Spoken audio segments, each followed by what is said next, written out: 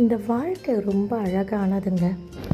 இதில் மகிழ்ச்சி, வலி, பயம், சந்தோஷம், கோபம், இப்படி ஒவ்வொரு நாளும் ஒவ்வொரு விஷயத்தையும் நம்ம கடந்து வந்துக்கிட்டு தான் இருக்கோம். இப்போது இந்த வலி நம்மக்கிட்ட வரும்பொழுது மட்டும் நம்ம அப்படியே முடங்கி போயிடுறோங்க. இது நமக்கு மட்டும்தான் இருக்கா அப்படின்னு யோசிக்கிறோம்.